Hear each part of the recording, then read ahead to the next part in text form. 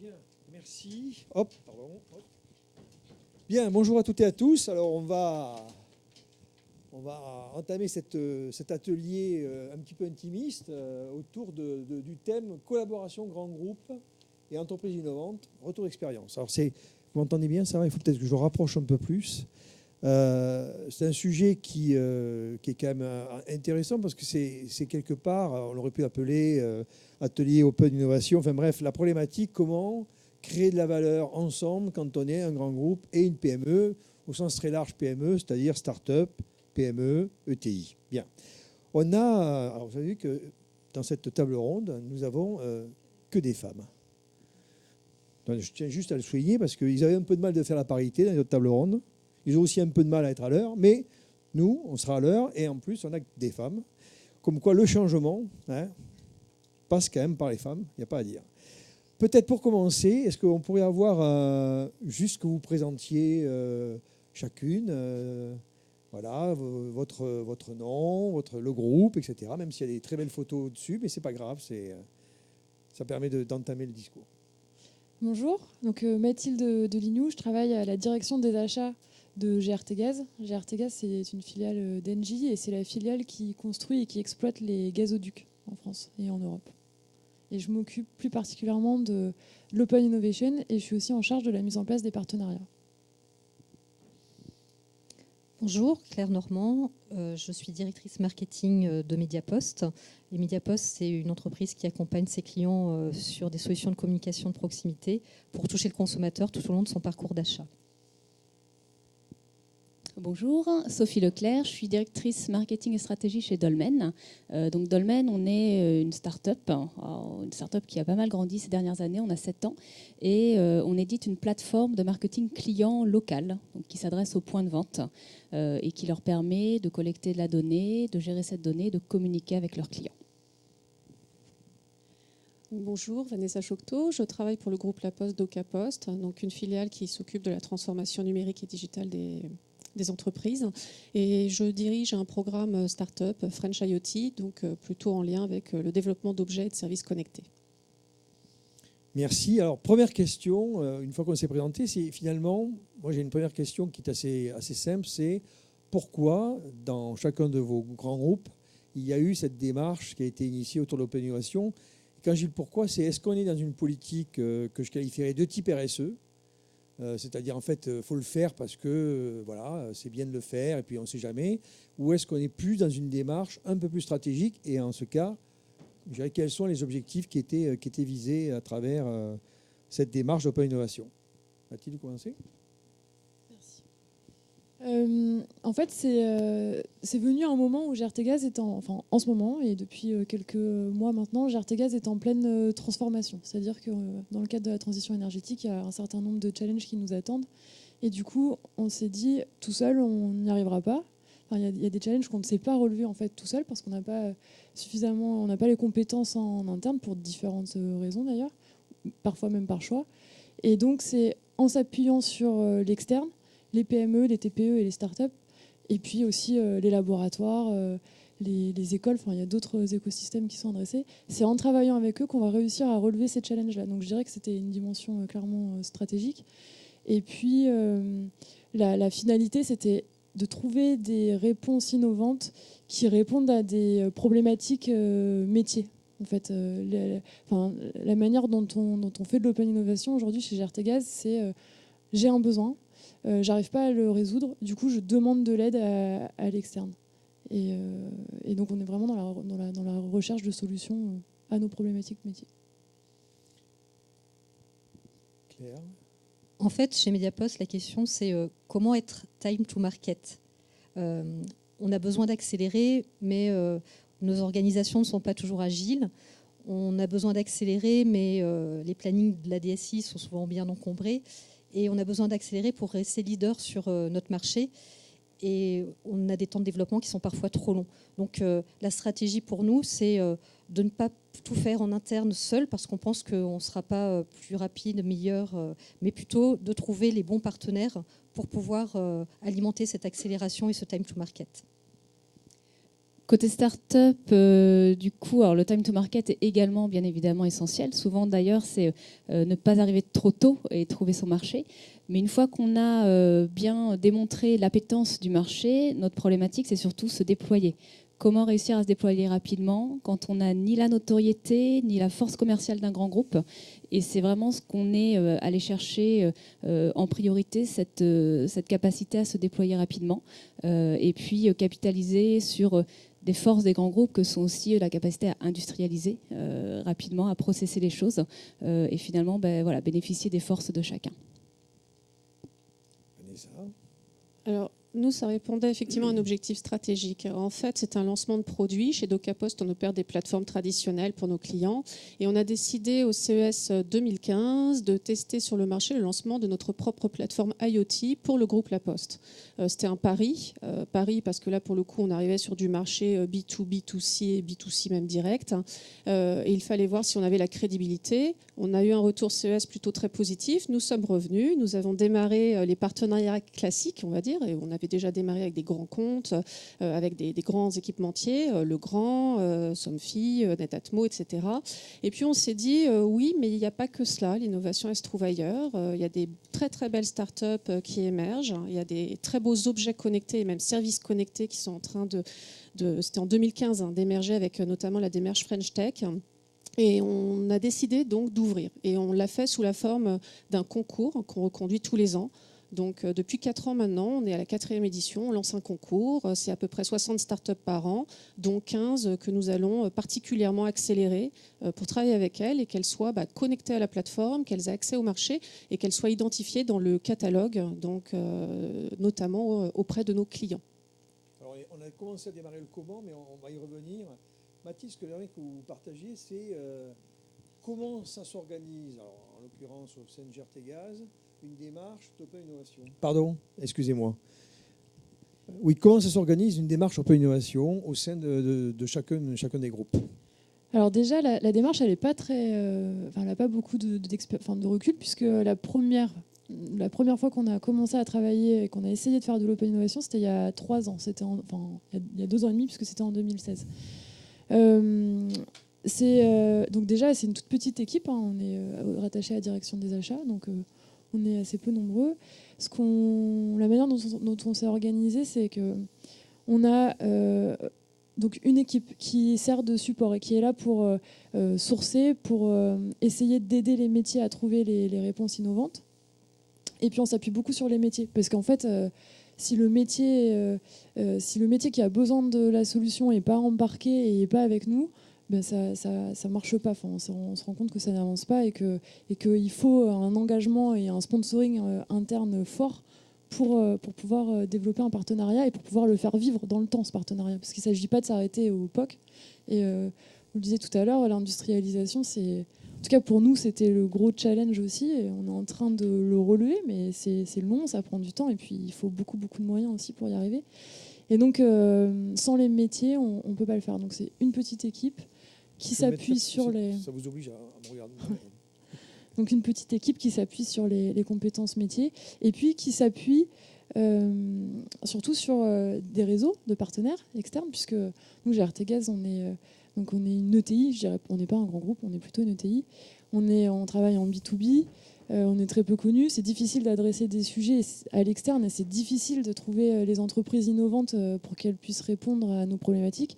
Du coup, pour ça, on s'appuie sur des partenaires comme le Comité Richelieu, comme Paris Senco, comme les pôles de compétitivité, les clusters, les incubateurs, les chambres de commerce. Et en fait, on organise, on se déplace, donc on se déplace dans les territoires aussi, parce que c'est important de le dire, tout ne se passe pas à Paris et en Ile-de-France, donc on se déplace partout sur les territoires, on va à la rencontre des entreprises innovantes, on vient présenter nos problématiques, on présente nos besoins, on organise des salons où on met en avant aussi les entreprises innovantes avec qui on a travaillé pour les mettre en visibilité et puis aussi pour les aider à développer d'autres business en dehors de ce qu'ils peuvent faire avec GRTgaz, parce que l'objectif, c'est pas non plus de les rendre dépendants de GRTgaz. Et donc, voilà, donc c'est s'appuyer sur les métiers en interne, sur des réseaux en externe, se déplacer, aller à la rencontre des entreprises pour pouvoir presque les convaincre de travailler avec nous et de nous proposer des solutions innovantes, parce que ça prend du temps aussi de répondre à ce genre de sollicitations. Mais ce qui est intéressant, c'est que en fait, vous êtes déjà dans une organisation qui est structurée pour faire ça. Oui. Pas structurée, même si vous n'êtes pas nombreux, mais avec une démarche, des objectifs clairs.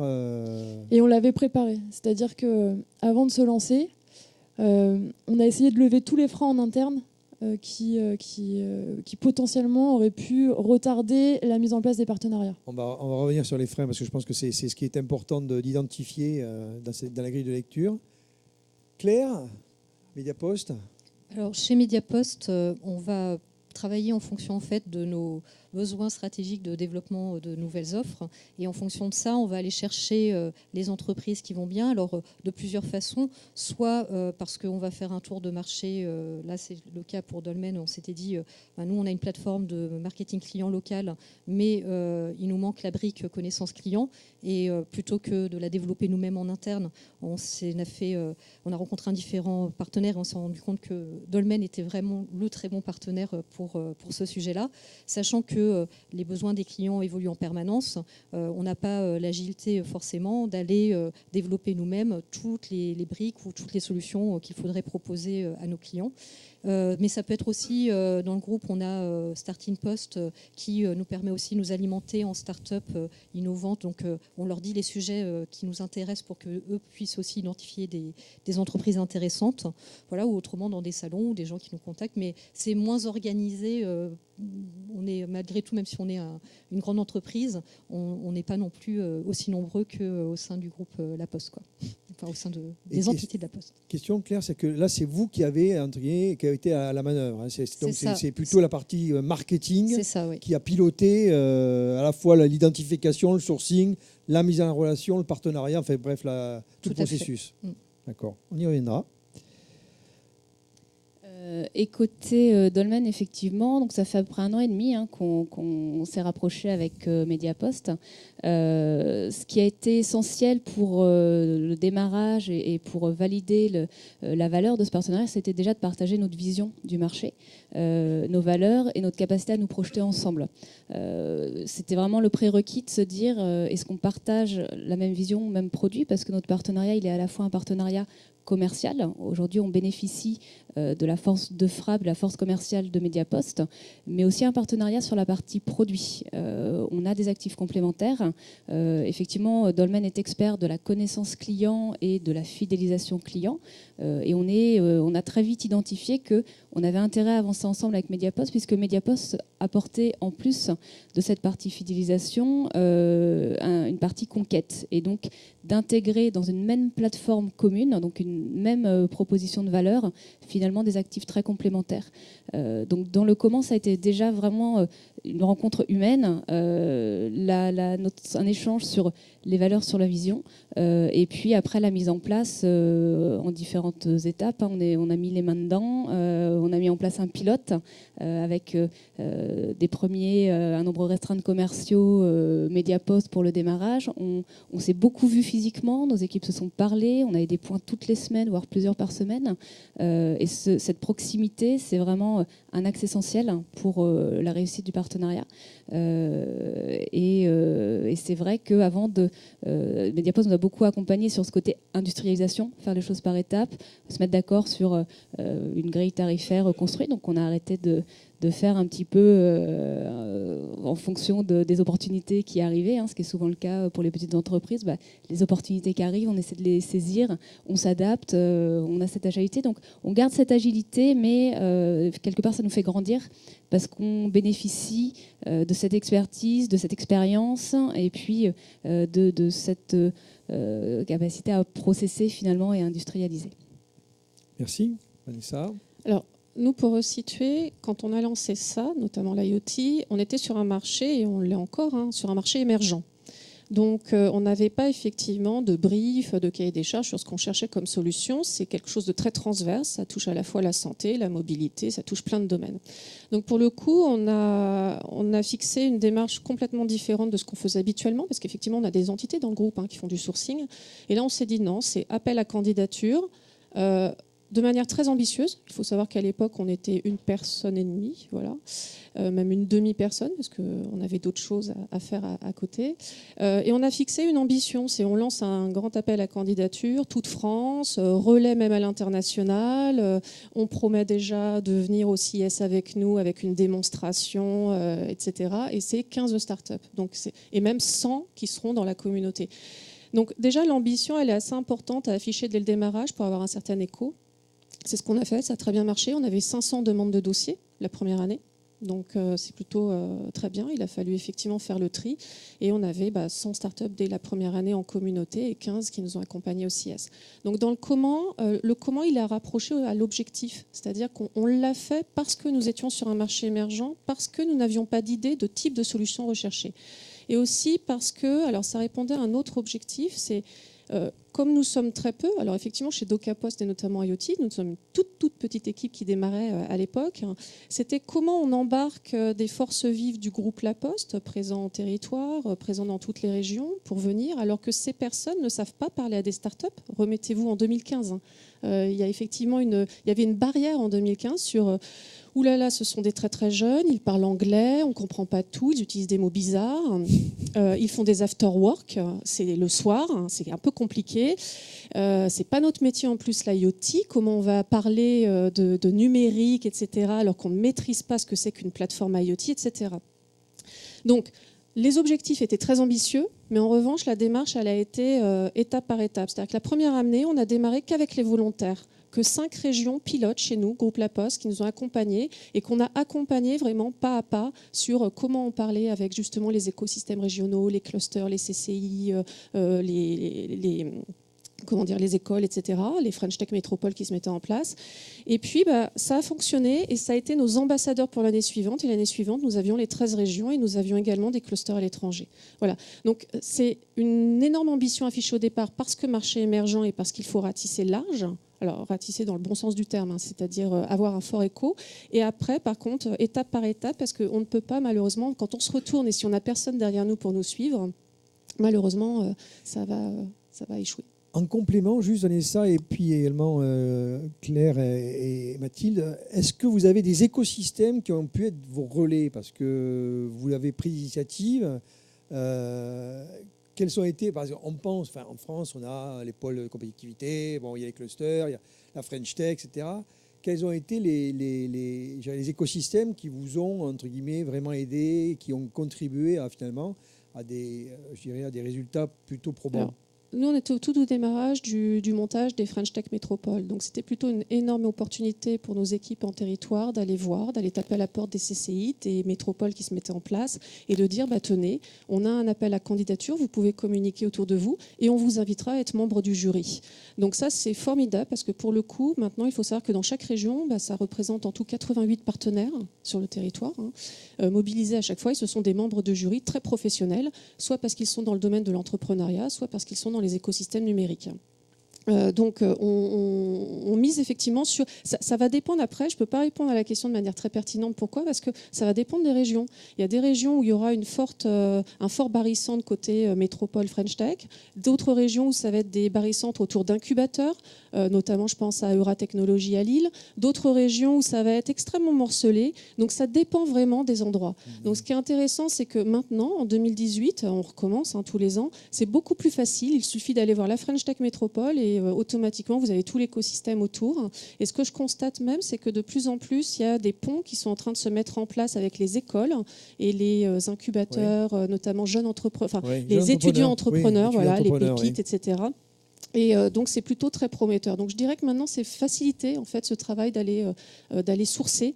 Je pense que maintenant, toute la dynamique, elle doit être plutôt mise sur la collaboration avec les startups pour être beaucoup plus dans, justement, qu'est-ce qu'on fait ensemble et en tirer justement les retours d'expérience et être sûr que c'est une collaboration sur le long terme. Claire, un écosystème ou des écosystèmes privilégiés? Non, nous, il n'y a pas d'écosystème privilégié et parfois ça nous pose problème parce qu'on n'a pas forcément le temps en tant que marketing d'identifier toutes les entreprises qui pourraient nous intéresser. Et bon, il y a quand même quelques aides dans le groupe, mais franchement, non, c'est pas forcément très facile. Ouais. En fait, comme on est une ETI et comme on n'est pas très connu, ben nous, les portes, elles ne se sont pas ouvertes si facilement que ça auprès des French Tech Métropole, par exemple. C'était pas, enfin, je pense qu'elles étaient déjà très, très sollicitées par des grands groupes, des gros groupes. Et nous, quand on est arrivé, on ne nous connaissait pas, on n'avait pas fait nos preuves. Et du coup, ce n'était pas si simple que ça d'adresser, que eux nous relaient, en tout cas. Et en fait, on s'est vite rendu compte que finalement, le meilleur relais, en tout cas le plus efficace, c'était la communication via les réseaux sociaux. Très vite, en fait, on s'est rendu compte que Twitter et LinkedIn, c'était formidable, en fait, parce que ça nous permettait de très vite toucher beaucoup de monde. Et en plus, potentiellement, de cibler, d'interpeller. Ça a très bien marché, ça, de pouvoir interpeller des gens qu'on n'arrivait pas à joindre depuis plusieurs jours, plusieurs semaines. Et à partir du moment où on les interpellait de manière publique sur les réseaux sociaux, ben là, les portes s'ouvraient et là, on avait un écho et là, on avait une... Donc, oui, des écosystèmes qui ont relayé, enfin des écosystèmes particuliers, il y en a plein. Et nous, beaucoup les pôles de compétitivité et les clusters, en fait. Parce qu'on est sur des problématiques très, très techniques, très, très niches. Donc, ça fait sens. Mais les réseaux sociaux, c'était le meilleur moyen de se faire entendre. Ok. Ce que je vous propose, c'est que vous nous racontiez une histoire, maintenant. C'est-à-dire que vous racontiez un retour d'expérience, mais c'est une histoire, c'est-à-dire c'est comment ça s'est passé, qu'est-ce qui a été déterminant, les écueils à éviter, et on va en plus faire les deux côtés dans le cas de Dolmen, c'est-à-dire voilà, quelle est l'histoire que vous aimeriez raconter comme expérience, à partager avec le groupe ici, puis après on ouvrira aux questions aussi pour voir s'il y a des angles que vous aimeriez voir évoqués par nos charmantes intervenantes. Mathilde, histoire ? J'ai envie de parler de notre première industrialisation, en fait. C'était tout à l'heure, on a parlé des freins internes, juste 2 mots. Oui, c'est le moment d'en parler aussi, bien sûr. C'était important, en fait. On a beaucoup travaillé en amont avec notre direction juridique et avec les achats. Enfin, même si nous-mêmes nous en faisions partie, on était moins dans la partie opérationnelle. Donc, il a fallu préparer en amont les contrats. Il a fallu accepter le fait qu'on allait prendre des risques, parce que quand on fait de l'innovation, on n'est pas sûr que ça marche. On va peut-être perdre de l'argent et c'est pas grave. Enfin, en tout cas, il faut en être conscient et il faut être capable de l'accepter. Et donc du coup, ça doit se traduire aussi dans le contrat. Et pour pouvoir travailler avec des petites structures et pour pouvoir leur donner envie de venir travailler avec nous, il fallait aussi qu'on adapte notre manière d'acheter et qu'on oublie nos CGA et nos CPA habituels et faire un contrat hyper souple, un truc de 5 pages et puis travailler sur les aspects propriété, etc. Parce que l'idée, c'était surtout pas d'acheter... Enfin, on ne voulait pas acheter la propriété des entreprises innovantes parce que sans ça, elles pouvaient plus se développer derrière. Oui. Et donc, du coup, c'était important pour nous de leur permettre de continuer à développer leurs solutions avec potentiellement d'autres clients. Et nous, ce qu'on voulait simplement, c'était avoir peut-être un avantage ou une avance parce qu'on avait co-développé ou cofinancé. Ça, c'est pour la parenthèse de l'histoire. La plus belle histoire, enfin l'histoire qui a le mieux fonctionné jusqu'à maintenant, c'était c'est un besoin qu'on a adressé en mars de l'année dernière sur une problématique très technique, qui est pour objectif sur les chantiers GRT Gaz de pouvoir ne pas immobiliser un chantier très longtemps, donc avec des enjeux financiers importants. Et en fait, on a trouvé finalement, c'est un de nos fournisseurs historiques, parce qu'on a beaucoup parlé des entreprises, et des PME, des startups qu'on ne connaissait pas et qu'on va chercher ailleurs.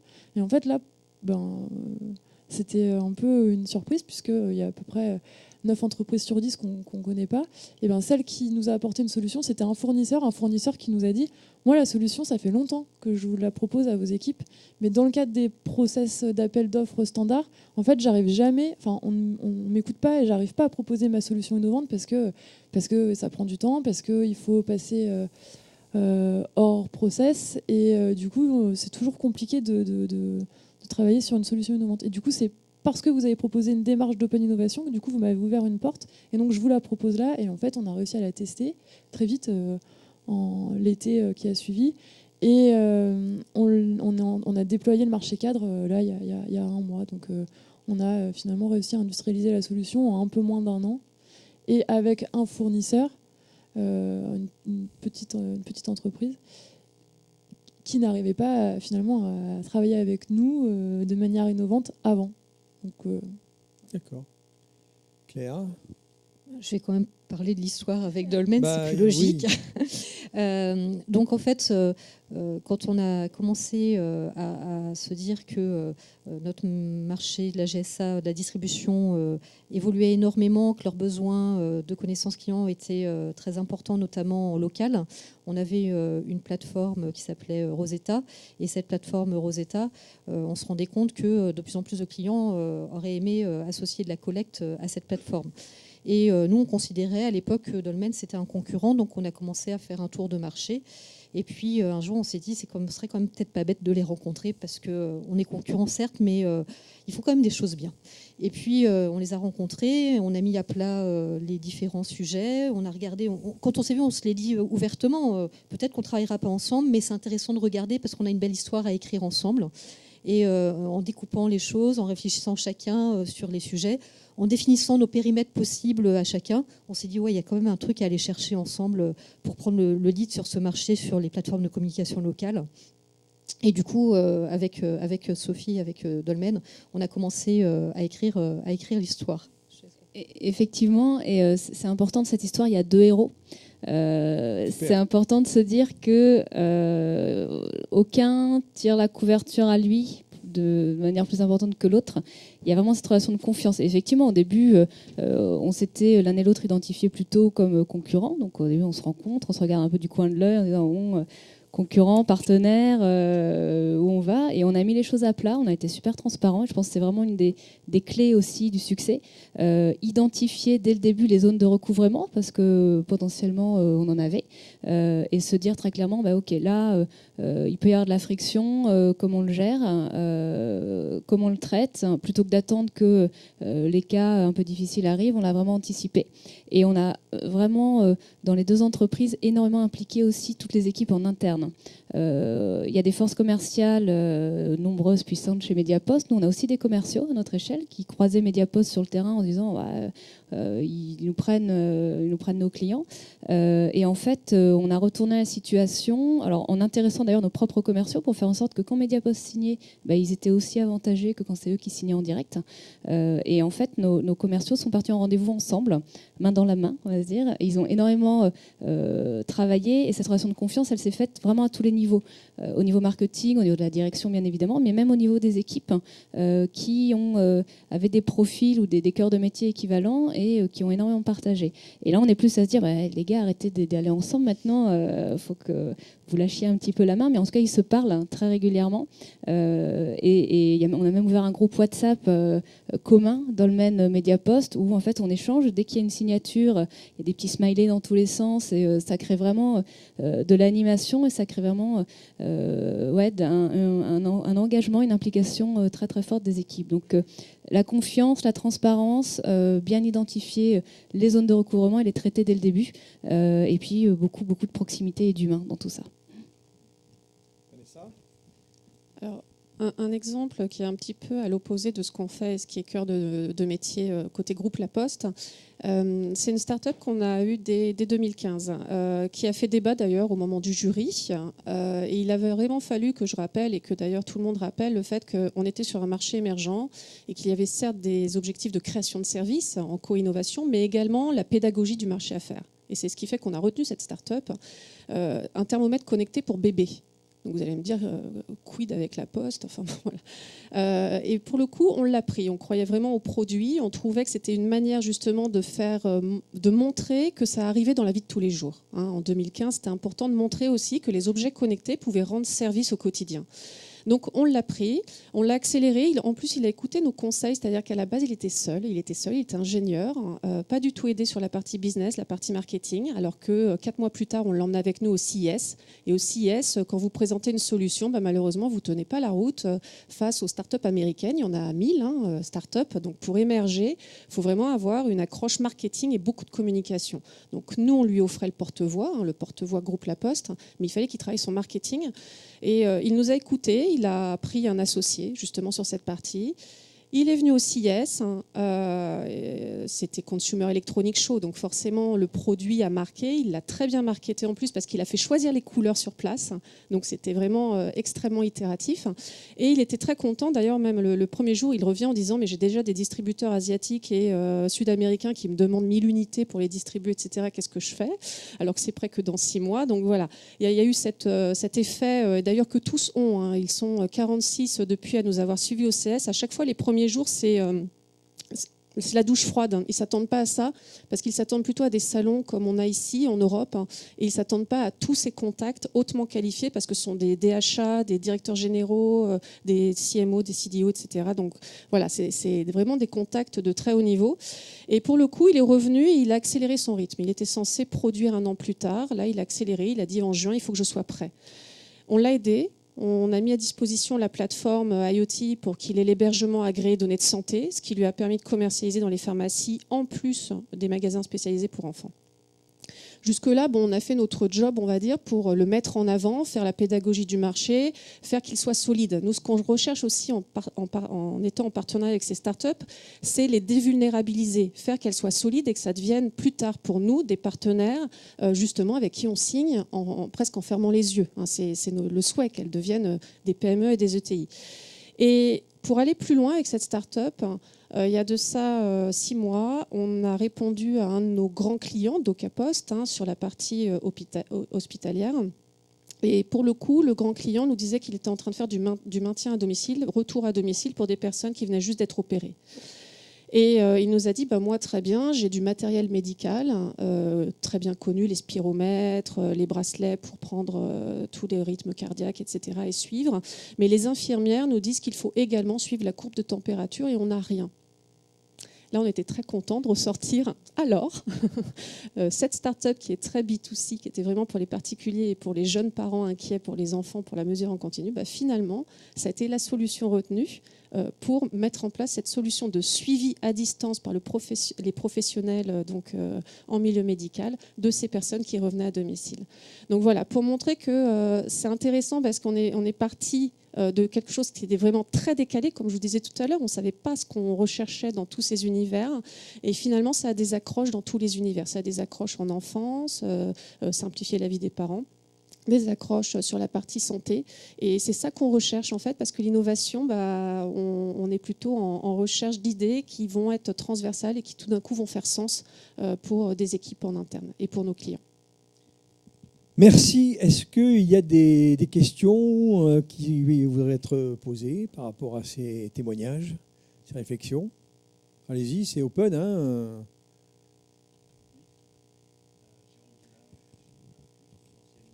Attendez, je vais utiliser un des micros. Après, on se partagera le troisième. Voilà. Bonjour. Donc, Jérôme Viellard, société Arcus, anciennement Renault Trucks Défense. Nous venons de changer de nom. Je trouve ça fabuleux. Je trouve le côté open innovation, on va aller chercher de l'expertise à l'extérieur.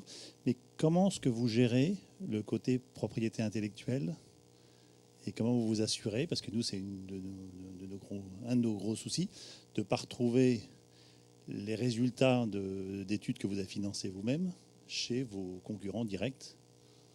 Donc, comment est-ce que vous gérez le côté propriété intellectuelle versus open innovation? Qui veut répondre? Pour répondre très rapidement, nous, on a des accords de partenariat dès le démarrage avec des clauses chez DocaPost. On a une directrice juridique qui suit ça vraiment très bien. Donc, il y a vraiment la séparation des propriétés intellectuelles. C'est vraiment posé dès le départ.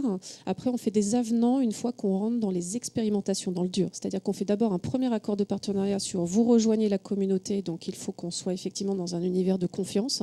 Il faut qu'on se rencontre. Vous allez signer le partenariat à l'issue de la journée de rencontre, etc. Et ensuite, par contre, on fera des avenants le jour où on démarre vraiment un pilote à un endroit, parce que là, il y aura des clauses spécifiques très certainement, quand on rentrera un peu plus dans le dur. Après, il faut savoir, et nous, c'est un peu aussi notre parti pris quand on est dans le digital, c'est que difficile maintenant de protéger de plus en plus. D'ailleurs, on a beaucoup de startups qui, même dans les milieux très, très pointus, ne déposent plus de brevets. Donc, en fait, nos chevals de bataille aujourd'hui, c'est d'aller le plus vite possible, que ce soit pour nous ou que ce soit pour la startup. Voilà. Donc, et on n'est pas dans un rapport d'exclusivité. Y compris dans votre cœur de métier. Mathilde, un point plus... Enfin, est-ce que c'est un sujet au sein de GRT Gaz, ou est-ce que c'est des... Parce qu'en fait, vous cherchez des gens qui vous résolvent des problématiques techniques. Ouais, c'est pas tout à fait... Enfin, on n'a pas la même problématique que vous, parce qu'on n'est pas dans le même...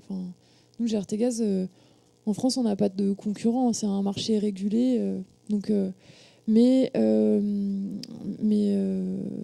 en fait, ce qu'on fait, c'est un peu comme vous, c'est qu'en anticipant le partenariat, en anticipant la manière dont on va pouvoir travailler ensemble, peut-être demain, après-demain ensemble, on pose en fait les premières pierres dans le premier contrat, dans le premier volet du partenariat, en se projetant et on commence à discuter de la propriété à ce moment-là. Et donc du coup, on met en place le terrain de confiance.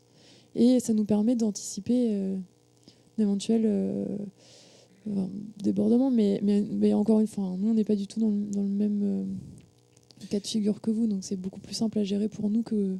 Alors, j'entends, parce que bien évidemment, il y a des arguments de métier, par définition. En plus, quand on est le domaine de la défense, la notion de propriété intellectuelle a quand même une résonance particulière, on va dire. Mais par contre, je rebondis sur ce qui a été dit par Vanessa. Je pense qu'aujourd'hui... Oui, de moins en moins de gens déposent des brevets, ça coûte cher et ça ne sert à rien. Quand je dis ça ne sert à rien, c'est qu'objectivement, je dirais, ça coûterait très cher à le protéger. Et de toute façon, même si vous le protégez, vous n'empêcheriez pas un concurrent mal intentionné de le contourner. Et aujourd'hui, objectivement, moi, c'est un peu la position que l'on a, ça ne sert pas à grand-chose. Après, il y a des domaines très particuliers. Je pense à des domaines comme la défense, mais aussi les biotech. Il y a des domaines très particuliers où la partie recherche est telle que protéger une molécule, un processus particulier, ça a du sens. Mais c'est vrai que dans l'innovation au sens un peu large, transversal, aujourd'hui, il y a une porosité telle sur le marché que ça n'a plus beaucoup de sens. En tout cas, on peut protéger beaucoup plus efficacement qu'en déposant des brevets. Et puis, je complète, mais ça va tellement vite, en fait, la technologie, que de toute façon, même si on met en place un partenariat, je dirais, bilatéral, quelque chose entre vous et eux, nous et eux, le marché va continuer à avancer très vite. Et donc, de toute façon, on a aussi un intérêt potentiellement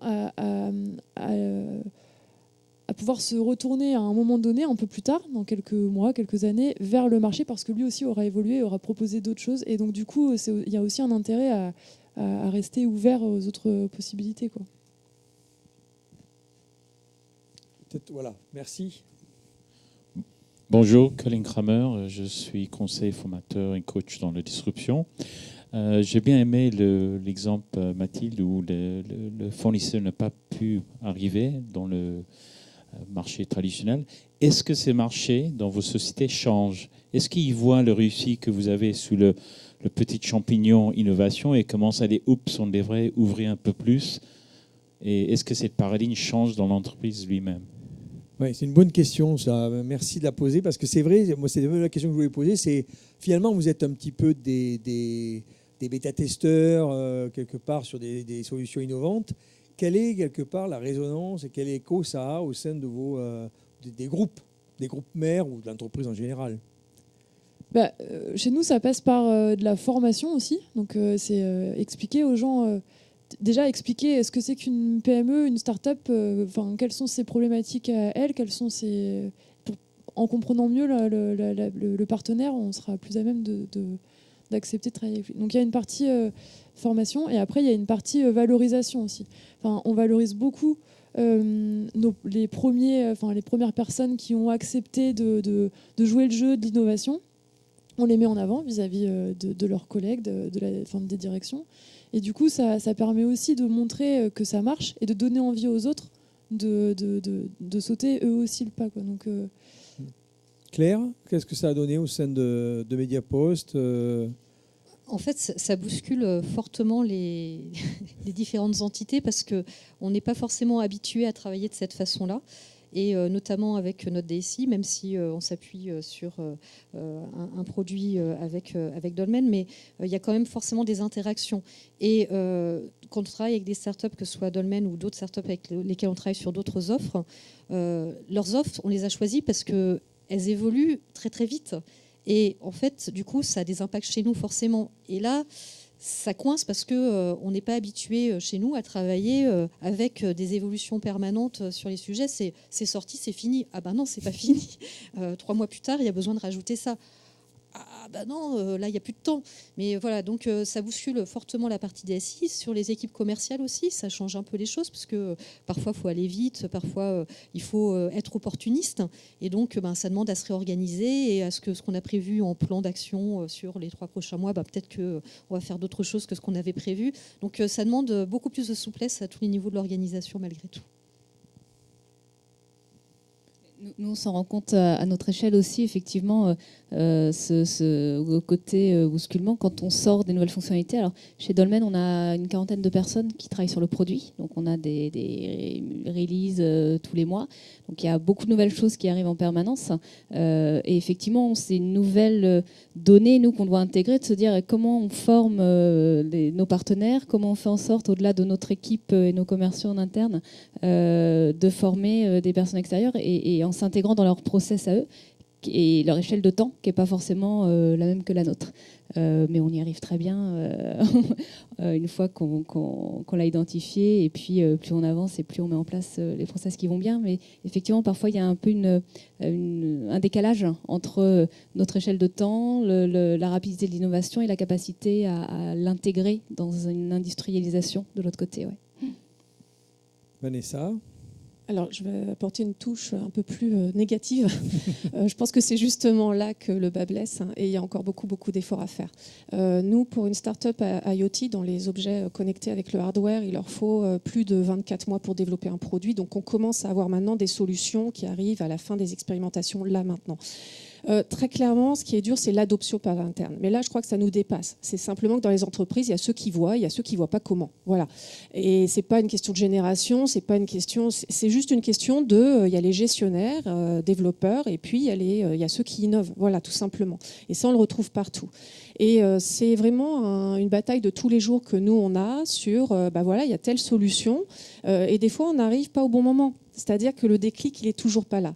Donc nous, le principal, c'est qu'on arrive à faire que ces startups que l'on a vues aient déjà fait les tests d'usage, les tests techniques, les tests business, qu'elles soient au point, qu'elles aient déjà éventuellement eu des marchés à l'externe avec nos partenaires. Voilà, pour les emmener effectivement sur la bonne voie. Et puis, il sera toujours temps à un moment donné de les raccrocher. Donc ça, c'est une première façon de faire. La deuxième façon, c'est se l'appliquer à nous-mêmes. Donc c'est pour ça que des fois, on ouvre, et moi-même, j'incube des offres en co-innovation au sein de DocaPost pour montrer, vous voyez, ça marche. Et d'ailleurs, on va sortir une offre ensemble avec les startups, etc. Et puis, cette année, on a aussi pris un angle encore différent. C'est-à-dire que là, c'est de la tactique, on va dire, de communication. Voilà, on a fait venir nos dirigeants et notamment membres COMEX au moment du CIS là en janvier 2018. Et puis tout d'un coup, certains se sont dit c'est bien, c'est superbe ce qui est fait avec les partenaires, nos partenaires French IoT, dont on a des partenaires en promotion immobilière, en assurance, prévention, etc. Mais ce serait peut-être bien qu'on se l'applique à nous-mêmes, la Poste. Et il y a eu un petit regain d'intérêt. Donc c'est ça aussi, il faut jouer vraiment sur tous les tableaux. Et là, ils nous ont dit, cette année, on aimerait être sponsor et on aimerait choisir des catégories, dans une catégorie proche de nos domaines, des startups et on s'engage à travailler avec elles. Donc voilà, c'est encore un long chemin, mais ce n'est pas lié à travail start-up grand groupe. C'est juste lié à, dans toute structure, il y a ceux qui voient, il y a ceux qui ne voient pas comment. Voilà. Merci beaucoup. Allez, soyons fous, on va se tenter une troisième question très rapide, s'il y en a une, sinon on passe à la conclusion. Une fois, 2 fois, il n'y a pas de téméraire. Conclusion. Eh bien, moi, ce que je vous propose, c'est de conclure toutes les 4 avec quelque chose de plus personnel, parce que je vous écoutais et les mots-clés que j'entendais, c'était confiance, prise de risque, oser le changement, oser quelque part de faire différemment, la courbe d'acculturation interne, etc. L'acculturation est différente pour Dolmen, mais il y a aussi une acculturation, j'imagine, à travailler avec un grand groupe. Je vais noter cette notion d'empathie, je dirais de bienveillance, hein, c'est-à-dire que quelque part, il y a un accompagnement qui est fait et quelque part, on sent bien qu'il y a un accompagnement bienveillant qui est quand même très différent de la relation traditionnelle de client-fournisseur, etc., etc. Donc, pour une conclusion, c'est quels sont pour vous un petit peu les mots-clés qui seraient les vôtres pour qualifier je dirais, votre expérience autour de l'open innovation, les mots-clés pouvant être à la fois je dirais, du ressenti personnel, du positif entreprise, voire des réserves avec je dirais, les difficultés que ça traduit. Voilà, vous sentez... Petite conclusion. Non, mais faites-le comme vous le sentez. Ce que je veux dire, c'est plus... Voilà. Vous avez utilisé des mots tout à l'heure qui parlent pas d'open innovation. On parlait de confiance, on parle d'anticiper, on parle de préparer, on parle de bienveillance. Donc on n'est pas du tout, on parle de l'humain, de la relation. Donc on voit bien qu'on n'est pas sur un problème technique, on est sur un problème de fonctionnement. Et c'est bien, d'ailleurs, c'est Sophie qui va ouvrir le débat.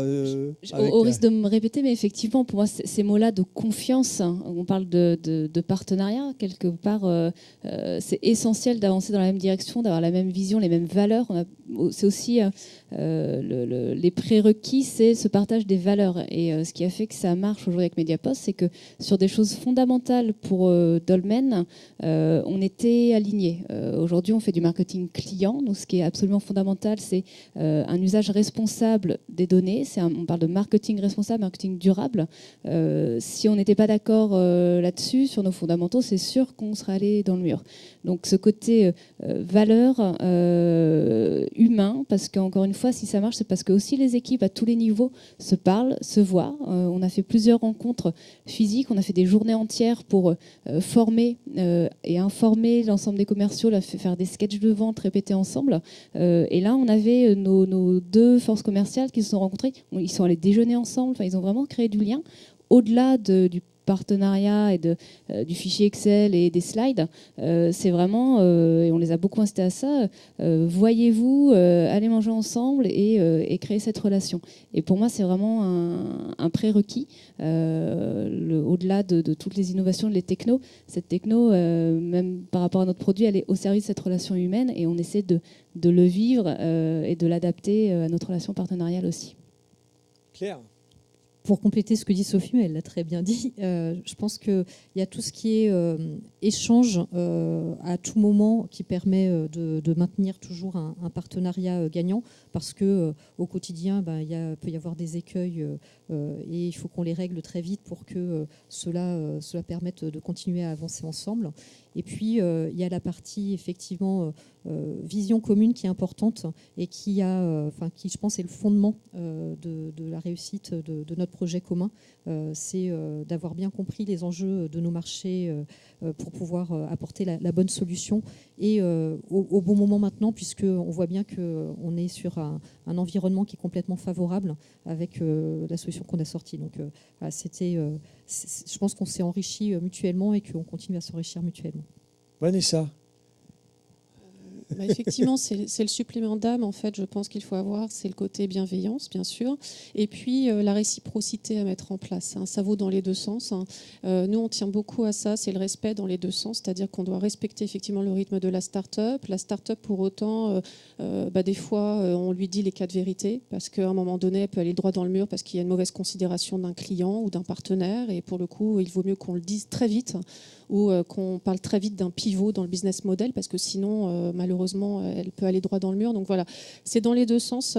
Et s'il n'y a pas ça, après, ça ne suit pas le fil de la coopération et de la collaboration.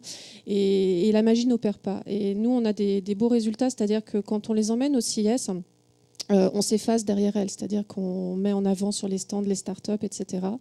Et elles sont tellement dans la dynamique où elles sont sur le même pied d'égalité, elles communiquent, etc., que c'est incroyable. Et d'ailleurs, je reviens avec Comédia, pour le coup, parce qu'on est vraiment dans les opérations de communication. À la base, on ne le fait pas du tout pour ça. Mais après, c'est une puissance de frappe de 15 startups qui, sur les réseaux sociaux, ne font que communiquer. Et ça, c'est la petite magie qui opère. C'est-à-dire qu'à la base, on est là pour nous checker et vérifier que c'est bon sur le marché, que c'est bon sur le marketing, que c'est bon sur leur communication, qu'elles commencent à avoir des commandes, etc. Et puis, la magie opère et tout d'un coup, on se rend compte qu'il y a nos équipes com qui nous appellent et qui disent « mais c'est pas croyable, vous êtes les premiers du CIS à communiquer sur les réseaux sociaux, c'est multiplié par 15 avec les startups, vous avez 20 millions d'impressions, que se passe-t-il ?» Voilà, et c'est juste ça, c'est que quand il y a cet esprit de bienveillance, de réciprocité, de je t'apporte quelque chose, tu m'apportes quelque chose, et on ne se considère pas comme David contre Goliath, là pour le coup, il y a tout d'un coup des belles surprises qui arrivent. Intéressant. Mathilde. C'est dur de compléter parce que... Mais vous pouvez dire la même chose avec vos mots. Hein. Non, mais l'envie, c'est primordial. Et je dirais que pour réussir le partenariat aussi, c'est l'humilité en fait qui fait que ça fonctionne. C'est qu'à un moment donné, il faut accepter qu'on n'a pas raison toujours et que peut-être celui qu'on considère comme le petit ou le moins mature des deux, c'est peut-être lui qui a raison et il faut être capable de l'écouter et de se remettre en question. Et c'est ça qui fait que le partenariat est aussi équilibré, parce qu'on accepte de se remettre en question. Avoir toujours besoin d'un plus petit que soi, hein, c'est un peu la morale de l'histoire. Je crois qu'il y avait une fable autour du lion et du rat. Merci à vous quatre, merci pour votre écoute et puis à très bientôt. Je sais que Mathilde est pressée, mais si vous avez des questions à poser à Sophie, Claire ou Vanessa, vous pouvez continuer la discussion. Voilà. Merci.